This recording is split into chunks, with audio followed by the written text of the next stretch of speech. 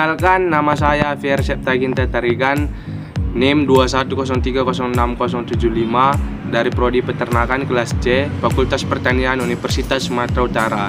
Di sini saya ingin membuat video praktikum anatomi dan fisiologi ternak. Dosennya ialah Ibu Tati Pidiana Sari SPT LP.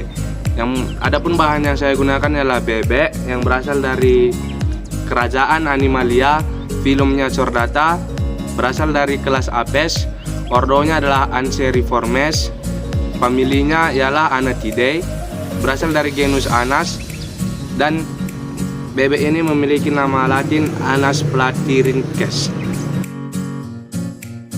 Baiklah, saya akan masuk ke bagian eksternal bebek yang pertama, yaitu adalah kaput atau kepala bebek. Di dalam kepala bebek ini terdapat beberapa organ tubuh lainnya. Yang pertama itu ada rostrum atau paruh. Ini dia, yang terbagi menjadi dua, yaitu maksila dan mandibula. Yang ini adalah maksila dan ini mandibula. Paruh bebek berbentuk pipih seperti ini. Tujuannya supaya mempermudah bebek untuk mencari makan di rawa-rawa. Yang kedua ada nares anteriores atau lubang hidung.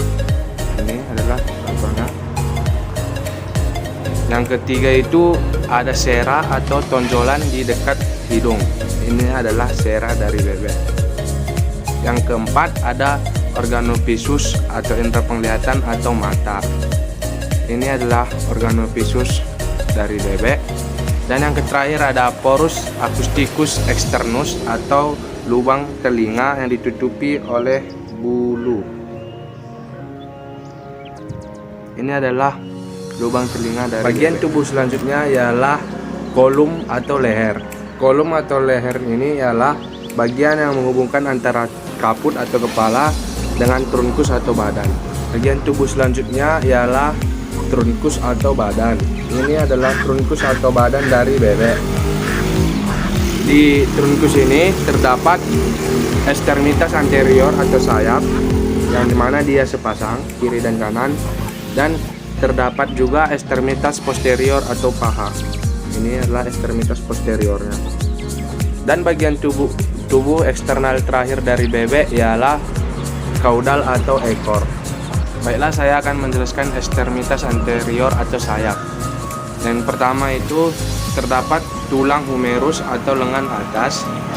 Yang ini adalah lengan atas dari bebek. Yang kedua itu ada tulang pengumpil. Yang ini ada tulang pengumpilnya. Yang ketiga ada ulna tulang hasta, yang ini. Yang keempat ada ossa carpalia atau tulang pergelangan tangan, yang ini. Yang kelima ada carpo metatarsus atau persatuan tulang telapak tangan, yang ini. Keenam ada digiti, yang ini. Baiklah, pada ekstremitas posterior atau paha juga terdapat beberapa tulang. Yang pertama ada femur atau tulang paha. Yang ini adalah femur. Yang kedua ada patella atau tulang lutut. Yang ini adalah patelanya. Yang ketiga ada tibiotarsus atau persatuan tibia dengan tarsalia. Yang ini adalah tibia tarsus. Yang keempat itu ada tibia. Yang ini tibia yang belakangnya. Ada fibula bagian depan. Ada tarsalia atau telapak-telapaknya, ini adalah tarsalia. Ada phalanges atau jari-jari ini. Dan yang terakhir ada selaput pada kakinya. Ini adalah selaputnya yang bernama palmeke. Menurut letaknya bulu pada bebek terbagi menjadi 4, yaitu yang pertama ada tetrices atau bulu yang menutupi badan. Ini adalah tetricesnya. Yang kedua ada retrices atau bulu yang berada pada pangkal ekor. Ini adalah retrices. Yang ketiga ada remigres atau bulu yang melekat pada sayap. Ini adalah contoh dari remigres. Dan yang terakhir adalah parapterum atau bulu yang menutupi daerah bahu. Ini adalah parapterum dari bebek. Dan menurut anatominya, bulu pada bebek itu terbagi menjadi 3. Yang pertama ada plume, di mana plume terdiri atas kalamus atau tangkai bulu yang melekat pada daging bebek. Yang kedua ada racis, bagian dari plume, yaitu tangkai bulu. Ini adalah racisnya, lanjutan dari kalamus. Dan terakhir itu ada pesilum atau bendera bulu yang terdapat di kiri dan kanan. Ini adalah pesilum dari bulu bebek. Yang kedua itu ada plumule. Plumule adalah bulu yang seperti plume tetapi dia berukuran lebih kecil dan kalamusnya juga lebih kecil seperti ini. Dan yang terakhir itu ada filoplume atau bulu yang berukuran sangat kecil yang seperti kapas, halus dan berbentuk seperti pohon beringin.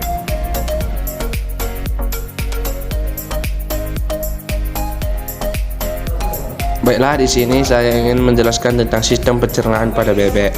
Yang pertama, makanan masuk melalui kafumoris atau mulut, lalu ke esofagus atau tenggorokan, dari esofagus menuju ke tembolok atau crop. Di sini makanan akan disimpan sementara. Setelah beberapa waktu akan mengalir ke proventriculus, dari proventriculus ke ventriculus atau gizat. Di gizat inilah makanan akan dihancurkan. Pada bebek ada instantaneum tenue yang dibagi menjadi 3, yaitu ileum, jejunum, dan duodenum. Setelah beberapa lama mengalami sistem pencernaan, makanan akan masuk ke seka, sistem penyerapannya, dan akan ke kolon atau tempat penyimpanan sementaranya, dan akan berakhir di kloaka, tempat penyimpanan kotorannya.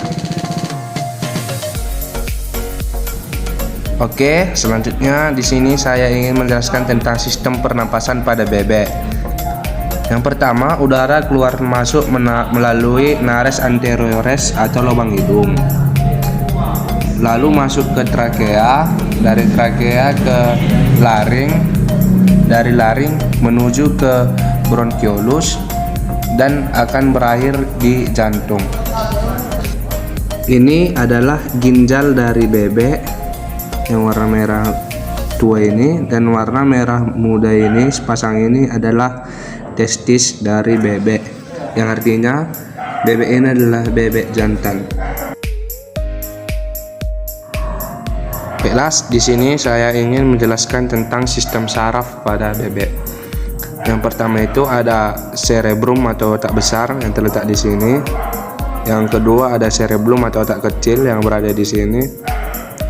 Dan yang terakhir itu ada medulla oblongata, otak tengah antara cerebrum dan cerebellum.